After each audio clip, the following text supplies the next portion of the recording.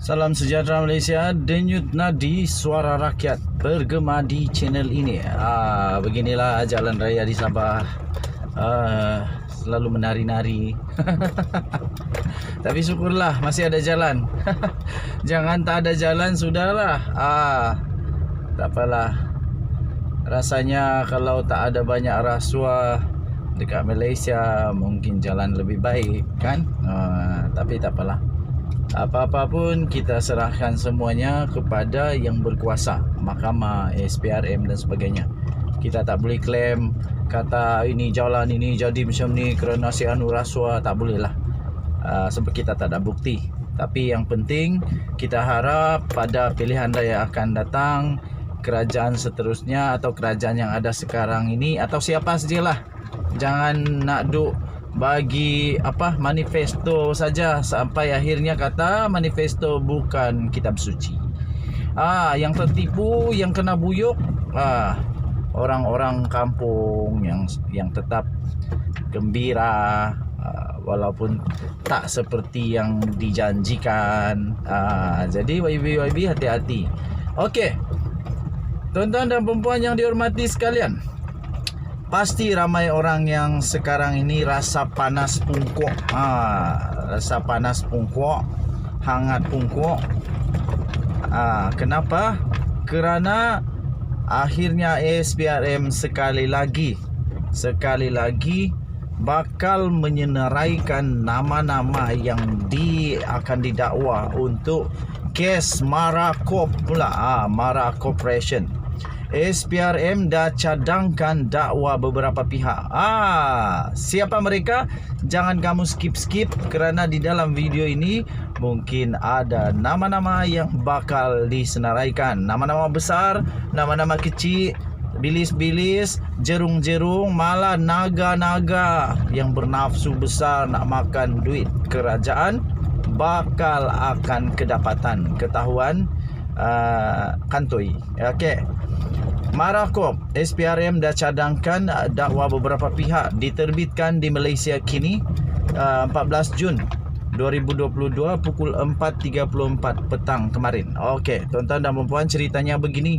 Suruhanjaya Pencegahan Rasuah Malaysia atau dikenali sebagai SPRM berpendapat ada pertuduhan yang boleh dibuat, ada pertuduhan sah, disahkan memang ada pertuduhan yang boleh dibuat oleh SPRM atau pendakwa raya atau yang siapa sajalah yang berkuasa ke atas pegawai Mara Corporation Sdn Bhd Mara Corp berdasarkan siasatan yang telah dijalankan.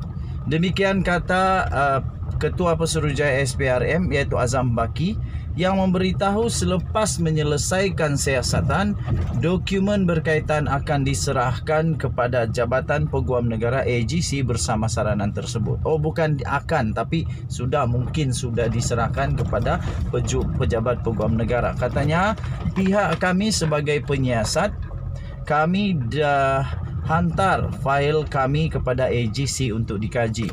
Seperti mana yang lepas, katanya kami mencadangkan untuk dituduh beberapa pihak dalam kes ini, katanya kepada sidang media di Putrajaya pada hari ini iaitu kemarin.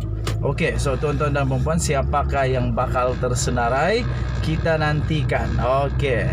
Terdahulu Azam Baki ditanya mengenai laporan berita yang mendakwa AGC dijangka tidak akan mendakwa pegawai Mara Corp yang disiasat SPRM kerana bukti yang diperlukan untuk langkah tersebut tidak mencukupi. Tetapi dengan kenyataan ini membuktikan bahawa akan ada bakal didakwa. Siapakah senarai-senarai yang akan didakwa itu?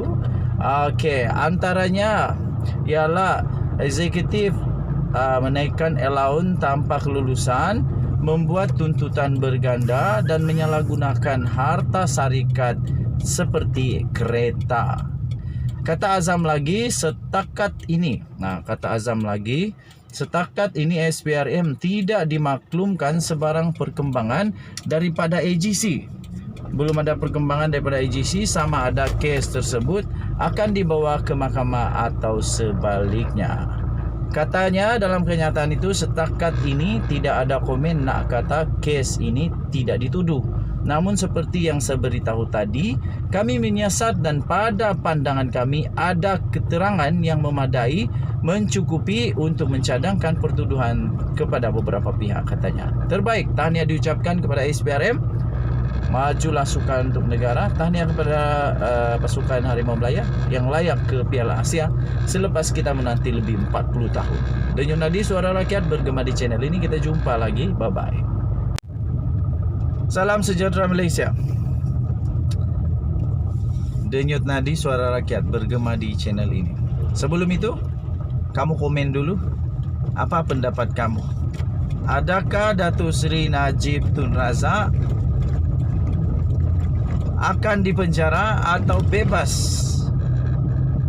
Adakah Datuk Seri Najib Tun Razak confirm dipenjara bulan Ogos ini, ataupun beliau akan menjadi free man again? Dan yang paling hebat, kalau dia boleh jadi Perdana Menteri semula. Bagus jugalah, ada kebaikan juga untuk dia jadi Perdana Menteri semula. Sebab saya mengingat dulu waktu dia Perdana Menteri, dialah Perdana Menteri paling banyak memberi sedekah, paling banyak memberi bantuan kepada rakyat. Paling terkenal 1MDB.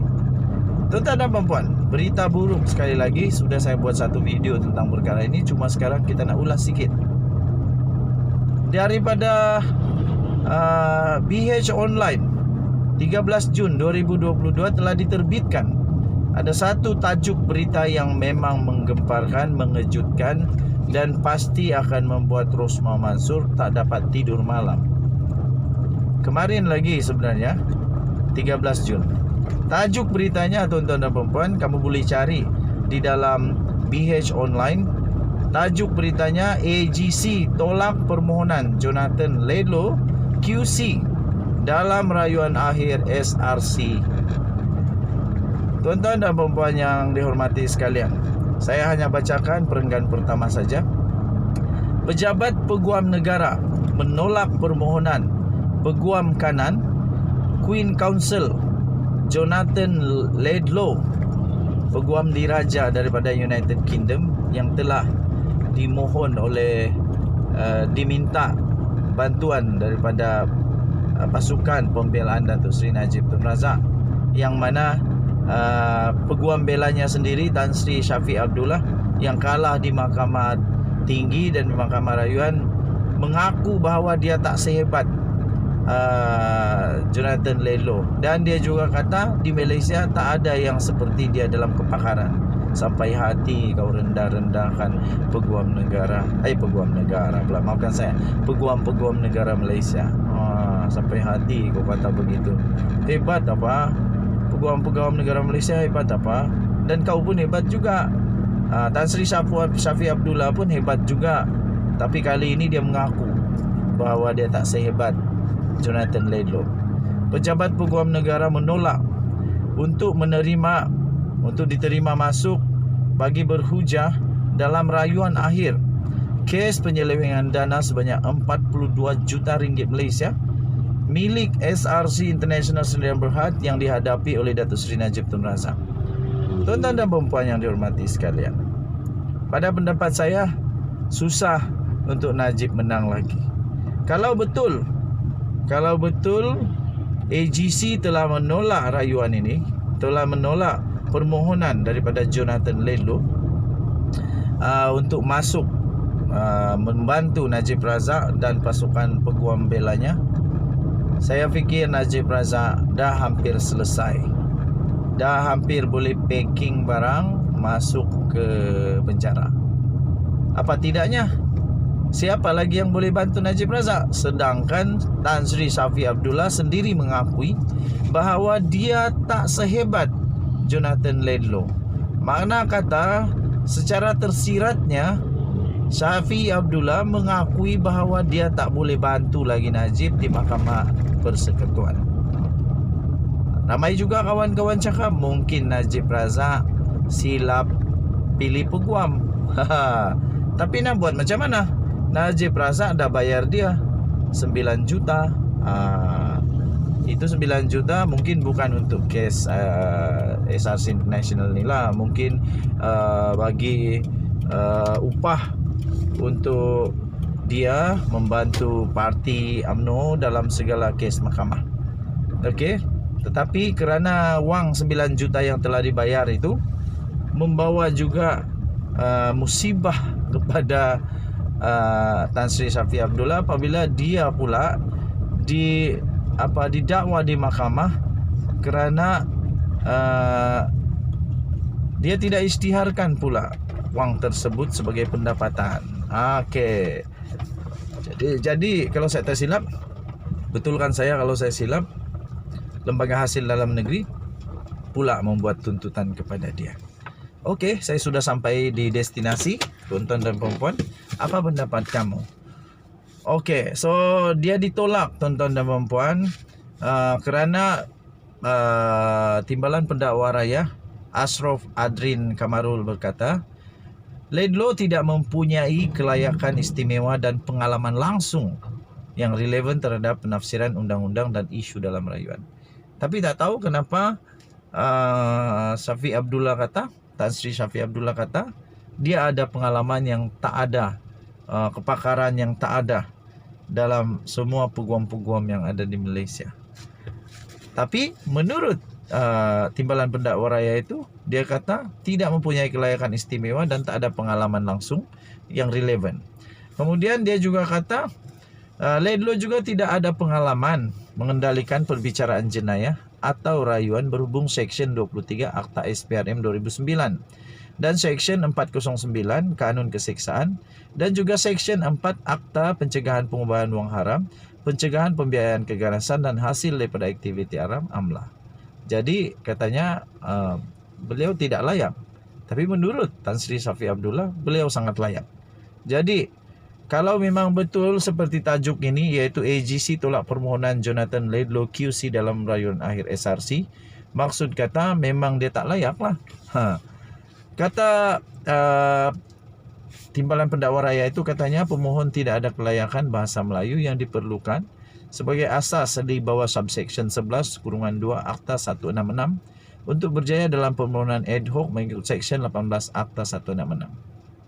Tambahnya lagi, pemohon juga bukan seorang yang berkelayakan untuk diterima masuk sebagai peguam bela dan peguam cara ad hoc di bawah Akta 166. Tambahnya fakta bahawa peguam Tan Sri Muhammad Shafie Abdullah mengendalikan perbicaraan perayu iaitu Najib Razak dan rayuan di Mahkamah Rayuan adalah satu kenyataan yang jelas bahawa Muhammad Shafie memiliki kelayakan istimewa. Jadi kenapa nak minta tolong pula? Selain mempunyai kelayakan istimewa, dia juga kata bahawa Tan Sri Muhammad Shafie Abdullah juga mempunyai pengalaman untuk mengendalikan rayuan berkaitan dengan pertuduhan-pertuduhan itu di Mahkamah Persekutuan. Kemudian banyak lagi sebab-sebab yang lain lah. Jadi beliau berkata permohonan di Mahkamah Persekutuan bukan pertuduhan baru tetapi sama yang dikendalikan Muhammad Shafie di Mahkamah Rayuan dan Mahkamah Tinggi. Oleh itu permohonan itu adalah tidak bermerit dan hendaklah ditolak secara terus, katanya. Permohonan untuk menjadikan Laidlaw sebagai peguam ad hoc Najib ditetapkan untuk pengurusan kes di hadapan Mahkamah Tinggi Kuala Lumpur Khamis ini. Denyut nadi suara rakyat bergema di channel ini. Okey, apa pendapat kamu? Kita jumpa lagi. Bye-bye.